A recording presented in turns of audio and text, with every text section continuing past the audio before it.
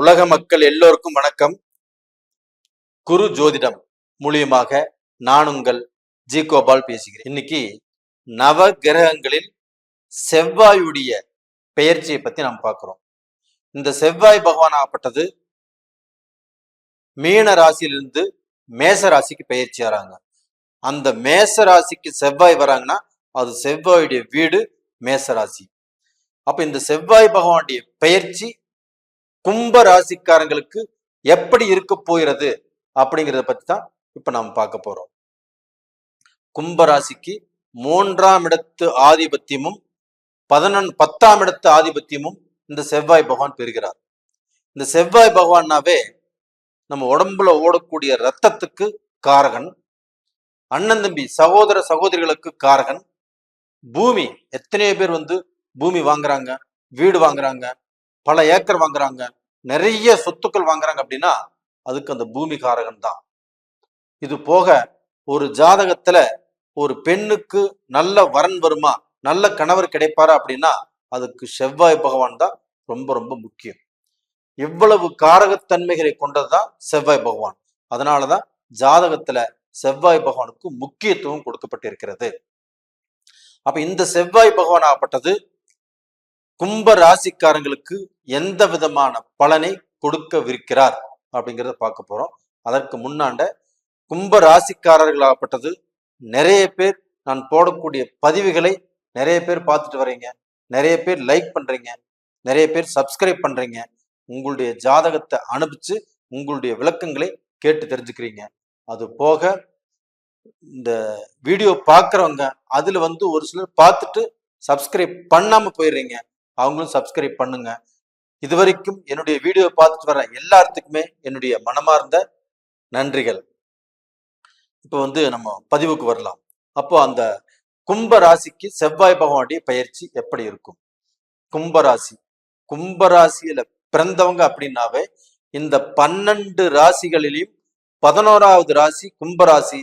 இந்த 11வது ராசியில பிறந்த ஆண்கள் பெண்கள் எல்லாருமே ஒரு இலகிய மனது படைத்தவர்கள். இவங்களுக்கு நயவஞ்சகம் தெரியாது, சூழ்ச்சி தெரியாது, எல்லாத்தையுமே முழுசாக நம்ப தெரியும். அப்ப டோட்டலா பாத்தீங்கன்னா இவங்க கௌரவம் பார்க்க மாட்டாங்க. ஆனா அதே சமயத்துல பாத்தீங்கன்னா வைராக்கியம் இருக்கும். அது போக தான் எடுத்த காரியத்தை, தான் எடுத்த செயலை முடிக்கணும் அப்படிங்கிற ஆர்வம் ஜாஸ்தியா இருக்கும். அப்படிப்பட்டவர்கள் இந்த ஜென்ம சனியில மாட்டிட்டு அந்த சனியுடைய ஆதிக்கத்துல அவங்க இயங்கிட்டு இருக்கிறாங்க. அப்படி இயங்கும் போது அவங்க பல கஷ்டத்துக்கும் பல குழப்பத்துக்கும் பல இன்னல்களுக்கும் குடும்ப சூழலில நிறைய பாதிக்கப்பட்டு இன்னைக்கு தன் வாழ்க்கை எங்கே போயிட்டு இருக்குது அப்படிங்கிற குழப்பத்துல வாழ்ந்துட்டு இருக்கிறாங்க. அப்ப நம்ம நதி கூட சேர்ந்து போனா அதனுடைய கரையை அடைய முடியும், விதிகோடு சேர்ந்து போயிட்டு இருக்கிறோம், இது எங்க போய் விடுமோ அப்படின்னு தெரியாம வாழ்ந்துட்டு இருக்கிறாங்க. அப்ப அந்த அளவுக்கு கஷ்டப்பட்ட உங்களுக்கு இந்த செவ்வாய் பகவானுடைய பெயர்ச்சி உங்களுக்கு 3ஆம் இடத்து அதிபதியும் 10ஆம் இடத்து அதிபதியும் செவ்வாய் பகவானால வர்றதுனால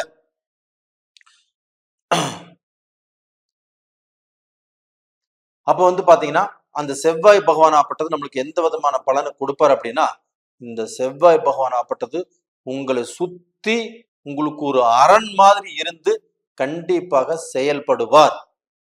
அப்ப உங்களுக்கு எந்த விதமான கெடுதல்களையும் உங்களுக்கு வர்றதுக்கு விடமாட்டார்.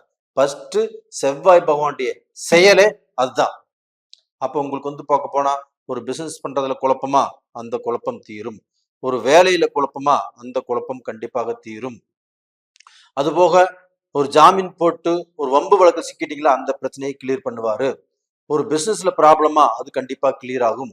அப்ப கணவன் மனைவிக்குள்ள சண்டை சச்சரவு பிரச்சனைகள் இந்த 7.5 சனியினால நீங்க பார்க்க போனா ஒரு நிறைய இன்னல்களை மாட்டிட்டு நம்ம யாருகிட்ட என்ன பேசுறன்னு தெரியாம பேசிட்டு இருக்கிறீங்க.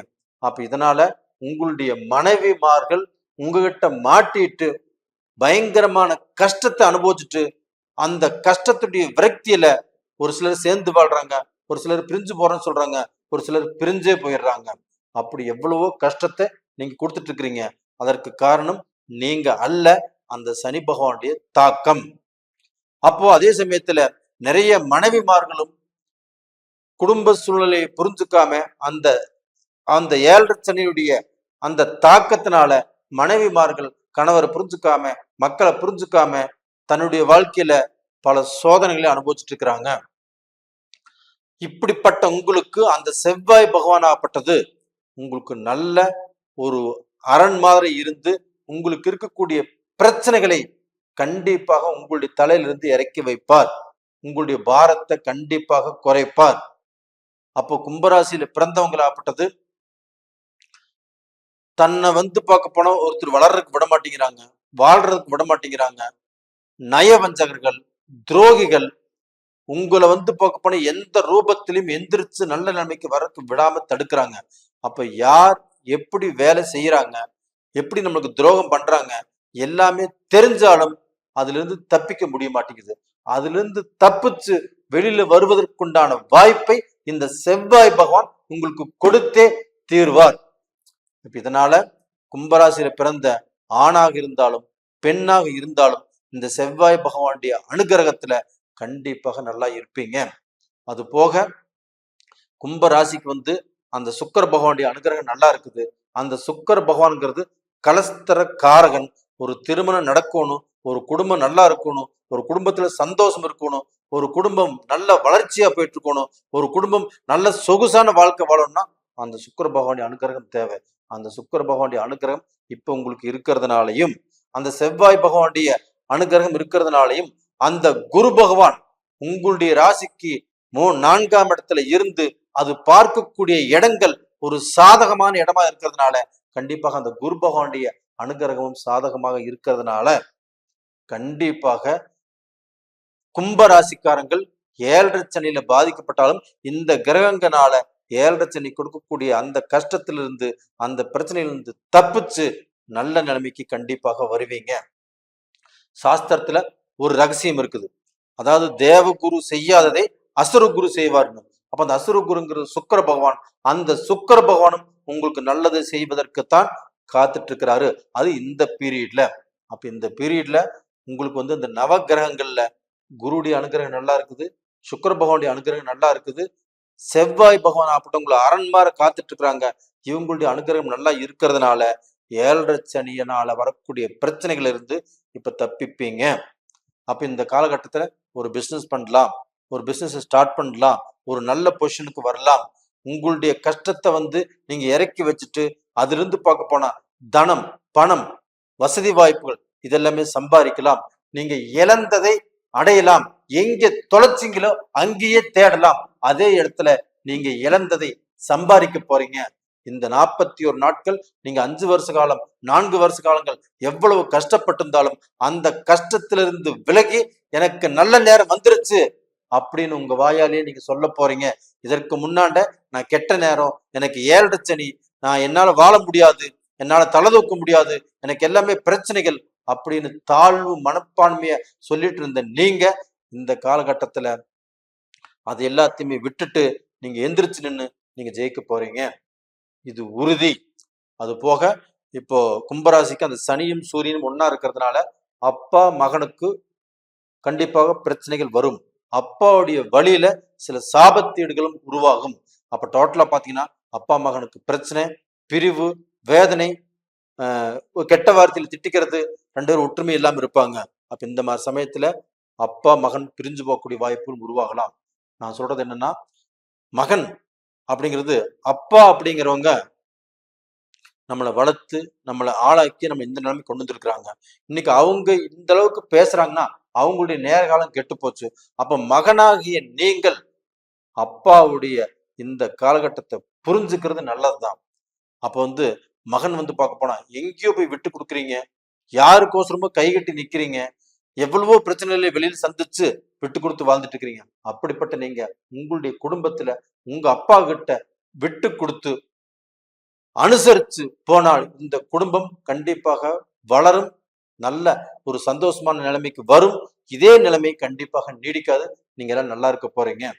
அப்ப டோட்டலா பாத்தீங்கன்னா கும்பராசியில பிறந்தவங்க அவங்களுடைய வாழ்க்கையில நல்ல சந்தோஷம், நல்ல நிம்மதி, நல்ல மனமாற்றம், நல்ல தொழில முன்னேற்றம், பிசினஸ்ல சக்சஸ், இது எல்லாமே கும்பராசிக்கு கிடைக்க போகிறது.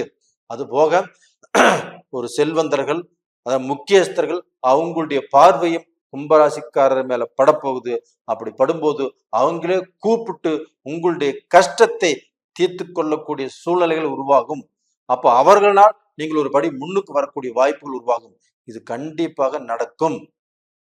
அப்ப டோட்டலா பாத்தீங்கன்னா இந்த கும்பராசிக்காரங்களாகப்பட்டது அவங்க இந்த சமயத்துல இடம் மாறி போகக்கூடிய வாய்ப்புகள் உருவாகும். அவங்க இடம் மாறி போனாலும் கண்டிப்பாக நல்லா இருப்பீங்க. வேற டிஸ்ட்ரிக்ட் போனாலும் சரி, வேற ஸ்டேட் போனாலும் சரி, வேற நாட்டுக்கு போனாலும் சரி நல்லா இருப்பீங்க. அது போக வெளிநாட்டுல வாழ்ந்துட்டு இருக்கக்கூடிய கும்பராசிக்காரர்களாகப்பட்டது அவங்க குடும்ப ரீதியாக பிரச்சனை, தொழில் ரீதியாக பிரச்சனை, இது மாதிரி பல கஷ்டத்தோடையும் பல சோதனையோடையும் வாழ்ந்துட்டு இருக்கிற உங்களுக்கு கண்டிப்பாக இந்த காலகட்டத்துல அந்த பிரச்சனைகள் கண்டிப்பாக தீரும். அப்ப இதுக்கு உங்களுக்கு ஒரு அதிர்ஷ்ட வாய்ப்பும் இருக்குது. அதிர்ஷ்ட வாய்ப்புனா லாட்டரி மூலியமாக அதிர்ஷ்ட வாய்ப்பு இருக்குது. உங்களுக்கு ஷேர் மார்க்கெட்ல அதிர்ஷ்டம் இருக்குது. அப்ப டோட்டலா வெளிநாட்டுல வாழ்றவங்க, இப்ப தமிழ்நாட்டை விட்டு வேற ஸ்டேட்ல வாழ்றவங்க அதற்கு முயற்சி பண்ணுங்க. கண்டிப்பாக பலன் கிடைக்கும். அப்ப டோட்டலா பாத்தீங்கன்னா இந்த கும்பராசியில பிறந்தவங்களாப்பட்டது தன்னுடைய மனசுல இப்ப தாழ்வு மனப்பானம் வந்திருக்கும், குழப்பங்கள் வந்திருக்கும். அந்த குழப்பத்தை விட்டு விலகி, அந்த தாழ்வு மனப்பான்மை விட்டு விலகி ஒரு நல்ல சூழ்நிலைக்கு வரப்போறீங்க. நல்லா இருப்பீங்க. நேயர்களே, நல்லா இருப்பீங்க. கண்டிப்பா நல்லா இருப்பீங்க.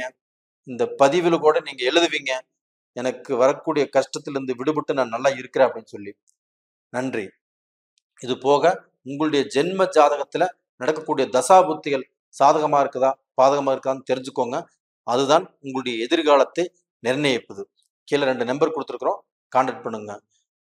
உங்களிடமிருந்து விடைபெறுவது உங்களின் ஜி கோபால். நன்றி, வணக்கம்.